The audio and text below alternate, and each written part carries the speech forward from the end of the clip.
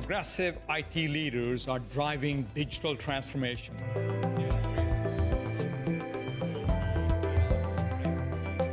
Every new technology brings some big benefits, but they also can be exploited. So providers like Zscaler need to make sure that we prevent people from getting compromised.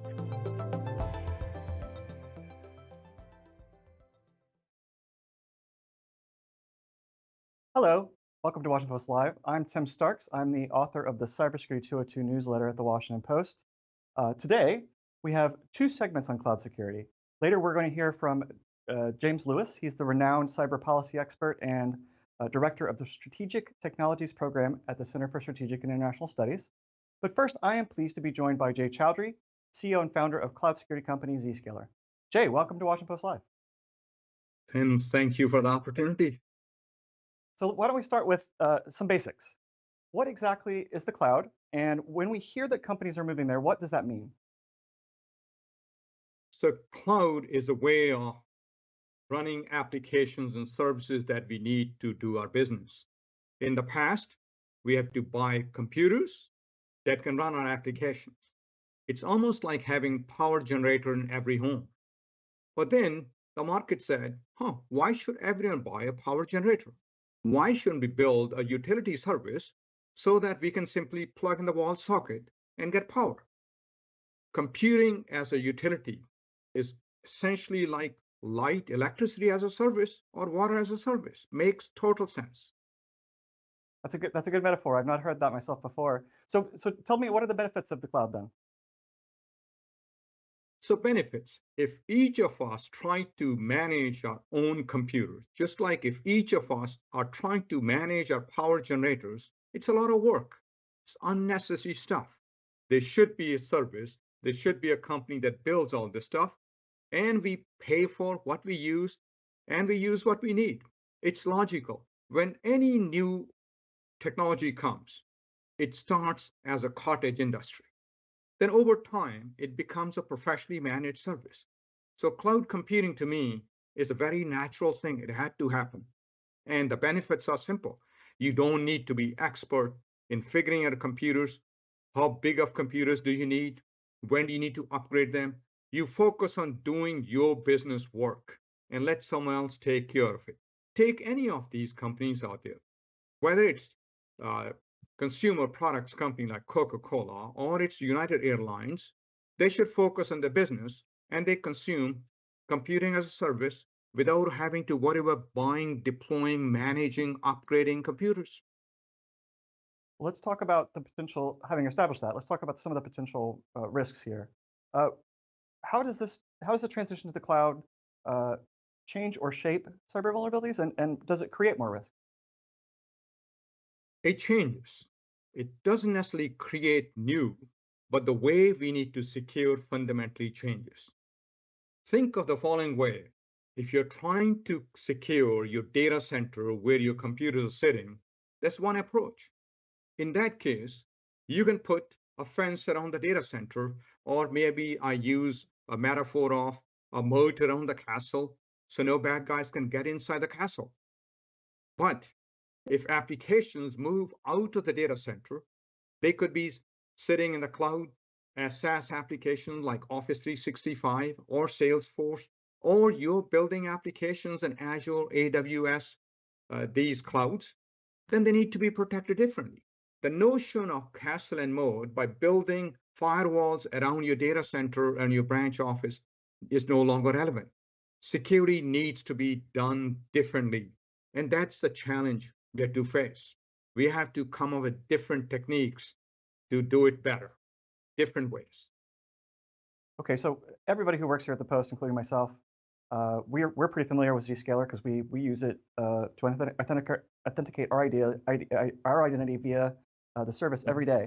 So for those who may not be as familiar with Zscaler, what is Zscaler and what are some of the ways it helps secure the cloud? So Tim, I started this company in 2008. I'm a lucky product of American dream. America is an amazing country. You can come from wherever.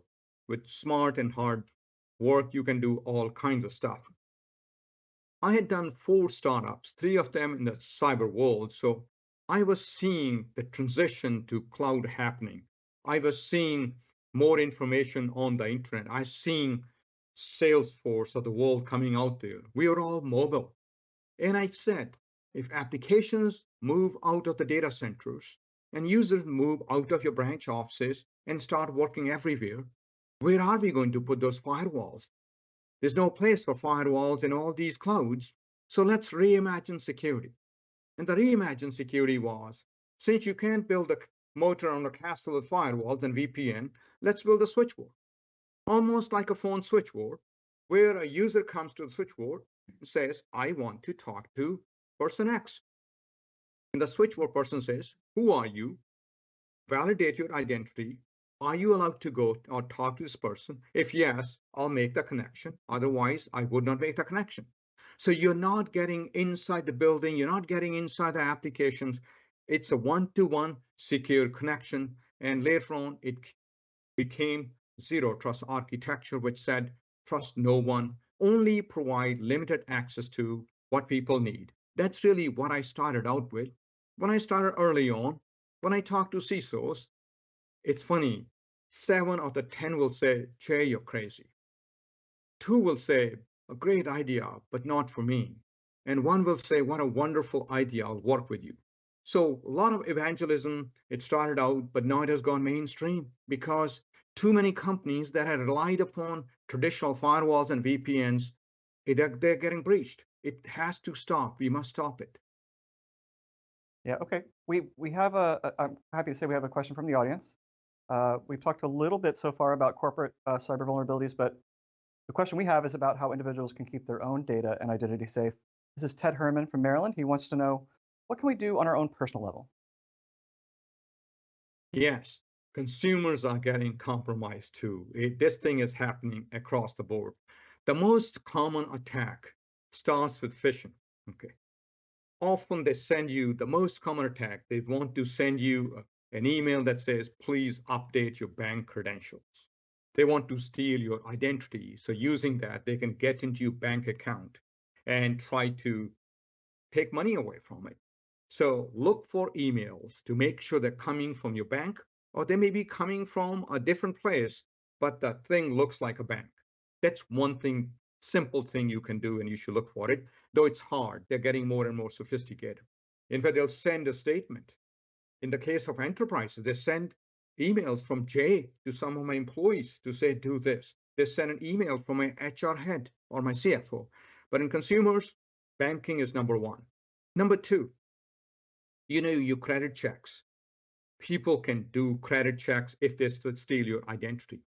By default, you should make sure nobody can check your credits unless you call them to say open for credit checks. Those are 2 basic things I think one should pay attention to. Okay, so there's a chance that your answer will be similar to this next question. You mentioned the most common type of cyber attacks. From where you're sitting at your perch, is that also the most worrisome kind of cyber attack that companies face? And from whom do the kind of cyber attacks you worry about the most? So what I talked about phishing is the way to start and get in. Okay, there are multiple stages before a company or a user gets attacked. Take, for example, consumer. The real attack is when someone steals money from the bank. Okay, but to get there, they need to go through step 1, step 2, and step 3. Step 1 is figuring out your credentials, and that's what they do with phishing. So that's why you can't just depend upon one thing. Take, for example, even banks too. Banks are getting more sophisticated. It used to be you type in your password and ID. Not enough. Now, banks need to get better. Sometimes for making big money transfers, they'll send you a soft code on your cell phone. So now you need to enter the code because they have your bank account. They have your phone number. That's a good protection.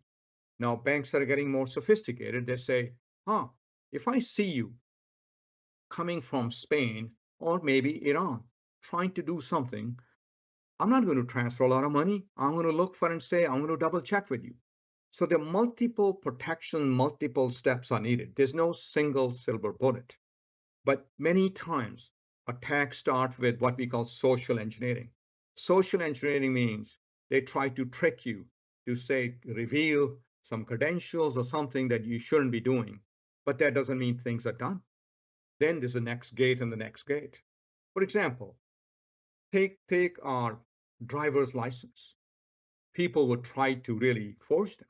Now, states are getting more sophisticated. Driver's licenses are becoming more sophisticated. They can be forged, you see. When we go through international airports, they check retina, they can check fingerprints. Those become additional thing to validate that wrong person can't get access to wrong applications.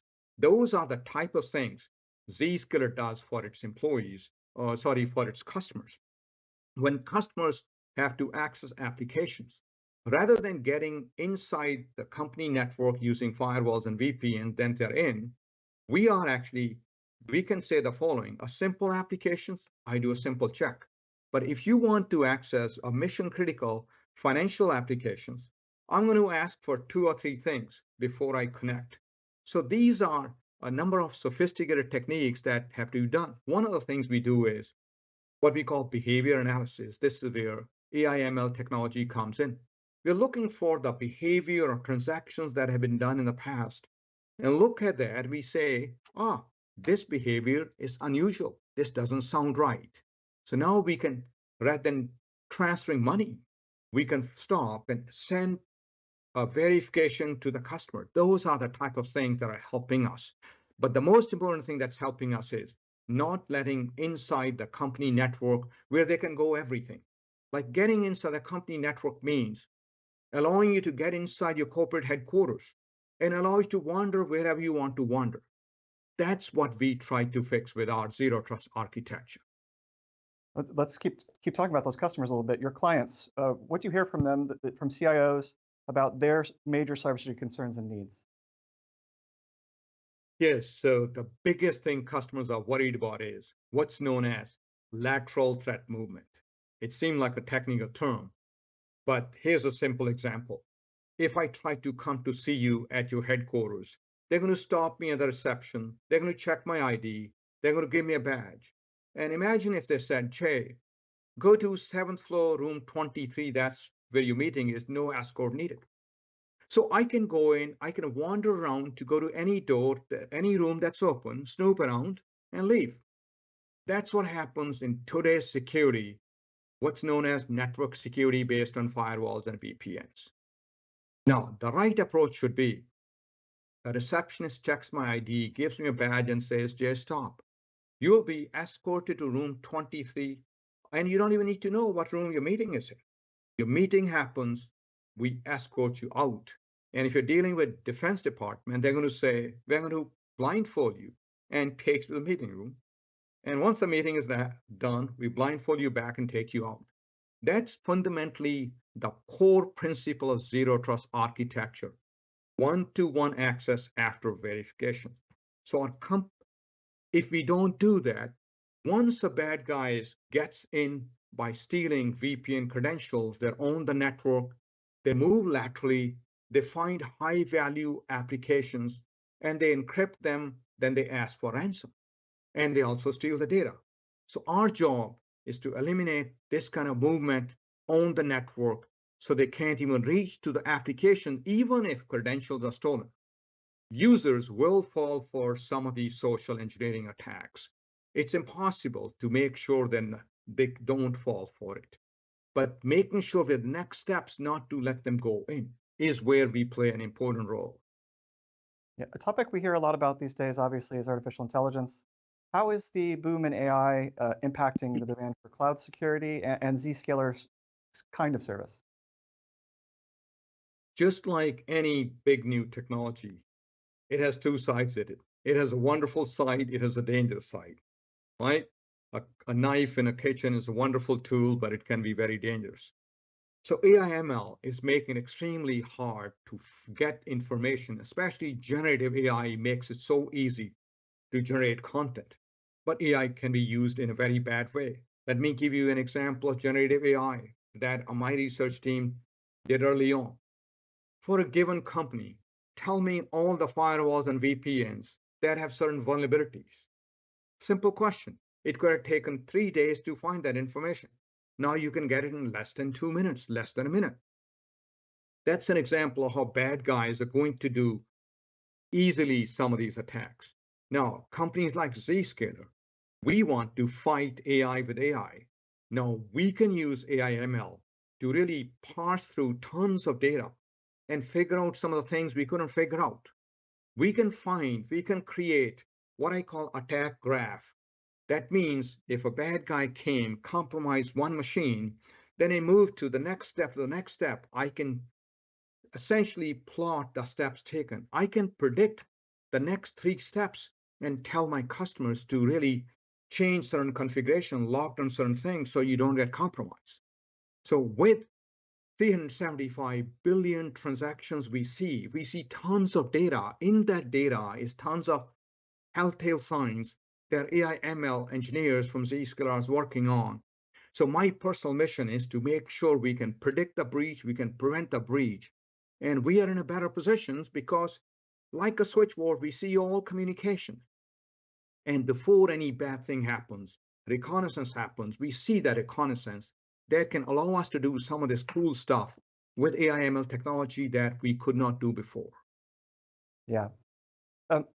This is probably gonna be, should be my last question. I'm going to combine it sort of 2 in 1. We are on the precipice of leaving 2023 and heading into 2024. What do you see as the most significant developments of the past year, and what do you see as the most significant trend or development coming in the cybersecurity landscape? In 2023, we saw a lot of hype around AI ML. Every new technology, tons and tons of hype. Lots of companies are playing with it. I think in 2024, a lot of this thing will become real. The combination of AI ML technology combined with zero trust architecture, those two technology can help us make much safer. Enterprises need to become much safer because all business is happening online. We all depend upon it. And that's why we are working with over 40% of the Fortune 500 companies. They trust us, they depend upon us. We are proud to serve US government. 12 of the 15 cabinet level agencies are working with Zscaler. And for me, it's not just a business. It is a mission. We need to make sure we defeat these bad guys and protect commerce that's happening online. All right. That's a pretty good place to end, I think. I just have to say, unfortunately, we'll have to leave it there. We'll be keeping an eye on everything we talked about here. So we're out of time, so like I said, we'll leave it there. Jay Chaudhry, thanks so much for joining us today. Tim, I really appreciate the opportunity. Up next, we'll hear from James Lewis. After this, please stay with us.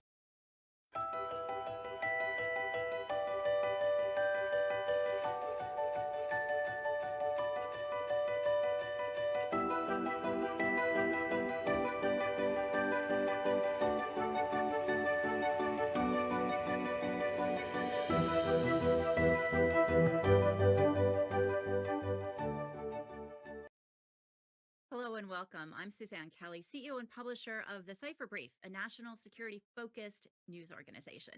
It's my pleasure to be here today to talk for a few minutes about artificial intelligence, something all of us are talking about, and in particular, the intersection between AI and cyberspace. Joining me for a quick conversation on this is Mike McCarter, Principal Group Manager of Microsoft's third-party risk and fraud division. Mike, welcome. It's good to see you. Hi, Suzanne. Great to be here. Thanks for having me. You know, I wanted to start the conversation off by getting your sense of how the threat landscape is changing and how, in particular, threat actors are changing their tactics given this new AI world we're living in. They are, Suzanne. They're getting more advanced, not just phishing, but smishing with text messages on SMS and vishing with voicemail, and social engineering tactics are obviously evolving as well. And what we're seeing is the threat actors are using AI to develop more compelling messages with text and imagery that are in some cases augmented by AI or generated by AI, and things like, misspellings and generic greetings and bad grammar. Those techniques for spotting fraud are actually going away, and we're seeing the quality of the attacks increase as threat actors harness those new technologies. We have more details that you can get on Microsoft Security Insider for what threat actors are doing, but it is changing and evolving. It is getting a little bit more worrisome for folks like me who now have to be a little bit more careful before you click on that link that looks like it's coming from someone you know. I'm wondering how you think security professionals need to be thinking about this. Mike, what can they do? Well, it's still about data protection and making sure your data is private and controlled end to end. That's one of the fundamentals, and protecting your resources. Cloud subscriptions, for instance, are very valuable. If your account gets compromised, those can be misused and it gets very, very expensive. Um, Having an AI roadmap and leveraging zero trust is a zero trust strategy is still fundamental. Things like multi-factor authentication, also very fundamental. Those can protect you from up to over 99% of account compromises, especially when you move beyond SMS for multi-factor authentication into things like mobile auth apps, Windows Hello. Obviously, we're big fans of that. Actual hardware generated tokens in some cases. So having that zero trust mindset in your organization is key, and moving beyond that into conditional access policies where you can improve your security posture by having dynamic risk signals and licensing and usage, allowing you to change your your posture by adapting to the threat landscape. Retiring dormant subscriptions and accounts, and making sure your employees are trained on what to look for. Employees are always our first and last lines of defense. And then, of course, there's time-tested services like advanced threat protection or spoof intelligence in front of your inbox, as well as the new and emerging technologies like copilots. Yeah, let me stick on the people theme for just a minute, Mike, and ask you, how do you see the roles of cybersecurity teams changing in the future because of AI? Well, definitely the need to stay on top of the latest technology and of course the adversary tactics that we're seeing out there. But the technology is making it easier to fight against these attackers, even as they scale. On the adversary side, we're seeing things like phishing as a service and even GPT models for fraud. So the defenders need to be flexible and agile as well, and use those latest tools. A lot of experimentation across the different layers of your defense in depth strategy, and making sure you understand the data that's coming from those experiments and doubling down on the things that work. Actually, we, in a recent study, we rolled out our Copilot to new and career analysts, security analysts, and 44% of them had significant improvements in the accuracy of their response, and were 26% faster across the whole population on all the tasks they were performing. And my team in particular rolled out a capability that actually used an AI generated risk score to determine if users coming at us crossed a threshold of risk that required extra friction, extra verification. And we used a technology that lights up their camera and looks at their government ID and really determines, are they who they say they are? So those kinds of things give us extra power. And when we connect the data points and look at all the different signals coming at us, we can catch a lot of what others miss, and using insights that draw from a vast set of signals to cut through noise and detect cyber threats before they cause any harm. We can use this to reinforce our security posture, and I think that'll become more and more important in the future for all security professionals. Yeah, for sure. I don't think this is something people can afford to ignore, as you mentioned. Mike McCarter, Principal Group Manager for Microsoft's Third-Party Risk and Fraud Division. Thanks so much for being here, Mike. I appreciate it. Thank you. It's a pleasure to be here. Now back to my colleagues at the Washington Post.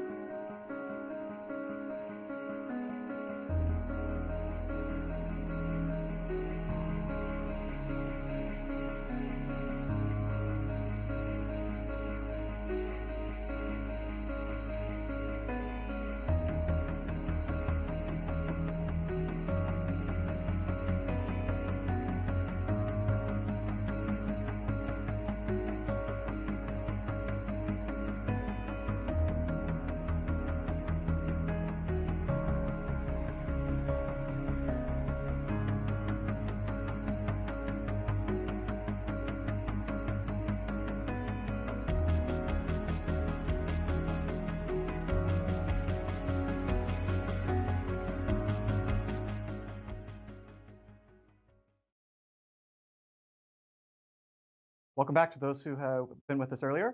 For those just joining us, welcome to Washington Post Live. I'm Tim Starks, author of the Cybersecurity 202 newsletter here at the Post. I'm now joined by James Lewis, Senior Vice President and Director of Technologies Program at CSIS. James Lewis, welcome.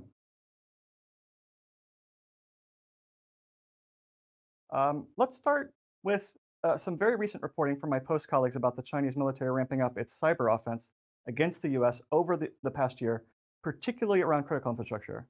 Does this represent a continuation or escalation of Chinese cyber attacks against the US? How should we be thinking about this?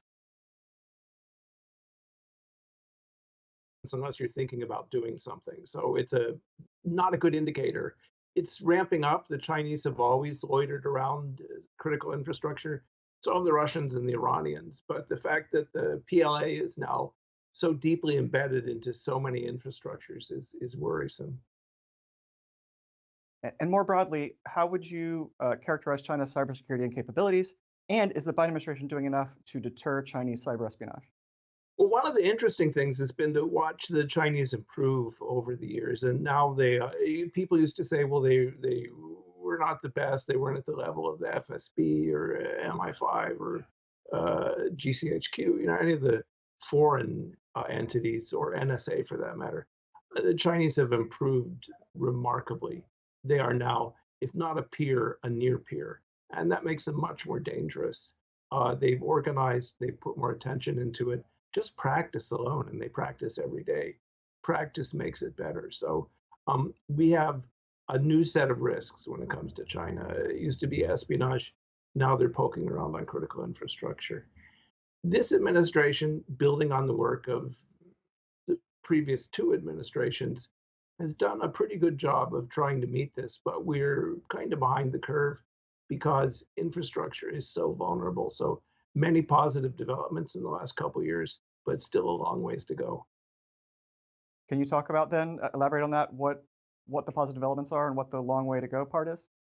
Sure, and I'd point to two documents that everyone should be familiar with. The first is Executive Order 14028, the Executive Order on Cybersecurity. It builds on an earlier Obama administration executive order and helps create the regulatory structure, the governance structure for better cybersecurity.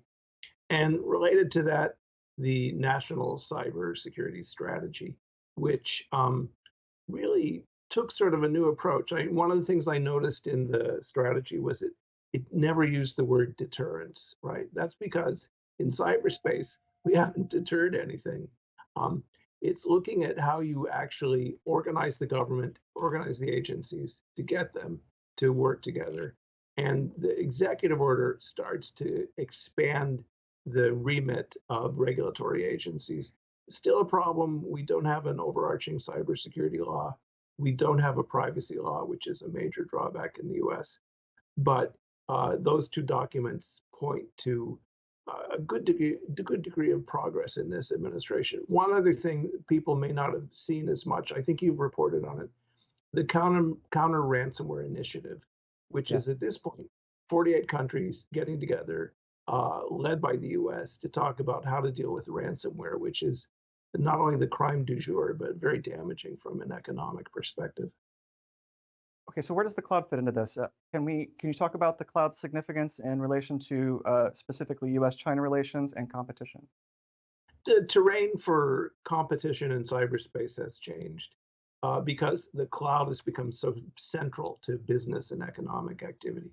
And the cloud is think of it as data centers, right? Think of it as remote computing. Think of it as software as a service.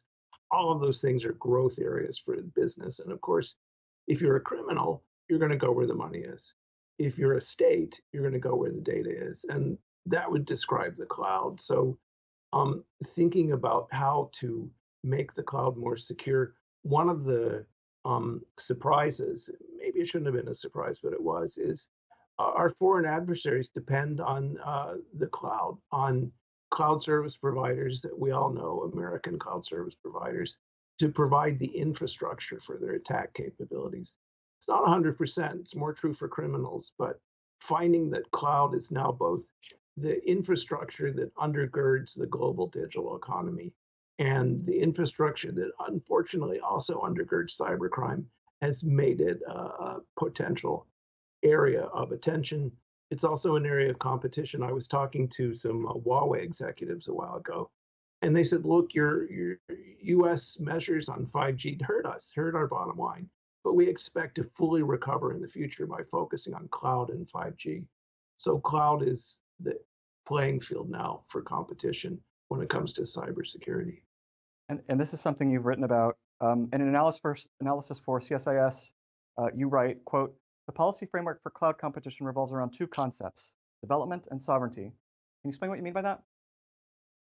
Sure. The first is that when you go to other countries, they don't want to hear about the Chinese threat, and they don't want to hear about the geopolitical competition. They want to hear how this helps their economy. And that's probably most of the countries in the world. So when you show up, you have to talk about development if you want to get any traction. And of course, the old joke, as you know, Tim, is the Americans show up with a lecture, the Chinese show up with money, right? We are going to have to pay more attention to development as a central theme for most of the world if we're going to get them to cooperate on cybersecurity. The resurgence of sovereignty, it's been one of the things that has happened in the last 5 years or so. And that's not just the developing world. That's not just the global South, if we can use that phrase. It's Europe, it's China, it's Brazil. People now care about, and it's a reaction in some way to the success of globalization. After the Cold War, the US created a global framework. Congratulations. But countries have begun to back away from it and say, I need to protect my sovereign interests. I need to protect my national sovereignty. So sovereignty is the political backdrop now for cybersecurity, just as development is the political backdrop for cooperation in cybersecurity. There are some similarities and parallels to a battle that's been fought on the issue of 5G, trustworthy 5G telecom infrastructure, as you've written about. What lessons from cloud competition can be gleaned from the 5G battle? The ones that we've been talking about, Tim, the importance of development. I mean, when you go to most countries in the world, they don't want to hear, China bad. China is bad, and most of them know that, but they really want to know how you're going to help them get economic growth. That's one lesson we learned with 5G. The other lesson we learned is that the emphasis has to be on building trust, on building trustworthy networks and trustworthy devices. And that is something that's a little easier to do because you can say, what makes a country trustworthy? Why should you trust their technology? You can do some pretty basic tests. Do they have rule of law? Can the government do whatever it wants? Have they a record of criminal activity?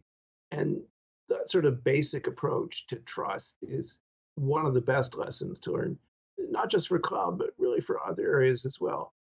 In 5G, there was agreement that countries should probably buy from trustworthy providers. It took a while to get that, but we've got it now. Now we need to expand that understanding of the need for trustworthy providers to other areas, including the cloud. Okay, so given all those parallels and where the lines of competition are, can you give us a sense of where competition for the cloud market stands today, and what are the geopolitical implications are for the rules-based international order? Sure. And so the good news is that U.S. companies, the big U.S. cloud service providers, they have a better offerings. They have a strong market presence, particularly in key regions like Southeast Asia. So the U.S. is holding its own, but as I said before, the Chinese have identified cloud as a core infrastructure. We're building the global infrastructure for the digital economy. And the person who builds and controls that infrastructure will have enormous benefit. The Chinese want that benefit. We should want it too, and we're sort of figuring that out now. But the US is doing okay. The problem is in the development side, which is particularly in Africa, particularly in some parts of Southeast Asia. China's willingness to provide economic assistance is giving them a bit of an advantage. And an area to look at that we may have assumed was safe is Latin America. Latin America is not our backyard anymore. Perhaps it never was, but China's their biggest trade partner. The Chinese have tremendous influence. The Chinese show up with money. So we're in a competition in Southeast Asia, in Latin America. I'd say we've lost the competition in Africa, but cloud service providers, because it's the backbone of the digital economy, will be something that we're going to focus on. Revisiting and revising a question I asked you earlier about the Biden administration's approach to China, how would you characterize the Biden administration's approach to these more cloud-specific issues? So what we're seeing is the last few years have seen a real transition, and you of course cover this, a real transition in how we think about cybersecurity. There's more emphasis on regulation than there used to be, and so people are looking at cloud regulation. Not always popular with some of the big service providers, and one of the big debates is over something called Know Your Customer, KYC. But an emphasis on maybe we need to regulate, a recognition that we need to show up not just with lectures, but with money. And the Biden administration is changing the approach to development. For a long time, we didn't have to worry about development. I mean, we were the only superpower, and so we could show up and focus on social goals, and we have to reorient assistance to security goals, like we did in the Cold War. They're making progress on that. Domestically, as you know from your work, a lot of effort by CISA, by NSA, by ONCD. So it's definitely a work in progress. We definitely have a long ways to go. But I think this administration has done more than any of its predecessors to improve cybersecurity. Don't take that to the bank. We still have a lot of work, but they've done more than anyone else. So, yeah, revisiting your analysis and any steps you haven't talked about yet, and that you talk about in that analysis, about what steps the US should take. Can you walk through any of that you haven't covered already? Sure. The one thing that I think people are beginning to be aware of is that we're seeing the emergence of a single global network, and we're talking about different nodes of it. It's going to be an IP-based network, and it will be satellites and undersea cables, fiber optic, 5G, and cloud. And the country that builds this, of course, will have a tremendous market, and it will have some degree of political influence. So as we move towards this single integrated network, problems that used to be considered different silos are now beginning to merge, like spectrum management. Get that wrong, we could lose all the progress we made on getting 5G out of networks. Cloud and development. We need to come up with a better line for cloud and development.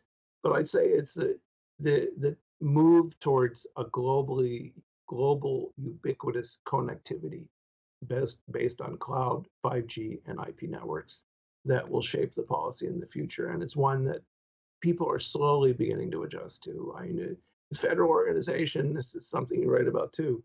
We have stovepipes. They're better at communicating across those boundaries, but maybe the world doesn't work the way it did 20 years ago. And that's a fair question. Do we need a standalone agency for cybersecurity?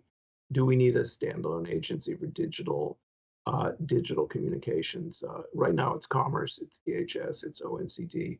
We might need to rethink federal government organization a little bit. This is kind of related to that. There's been some discussion I've heard lately about the idea of how the cloud is treated vis-a-vis definitions of critical infrastructure. Do you have a sense of whether the way that works now is good, or whether there needs to be some more specific kind of carving out? Well, I think the question is, what do you get from calling cloud a critical infrastructure? There shouldn't be any doubt that it's a critical infrastructure, and so the question is not, do we call it that? How many do we have now? I forget, 17, 19.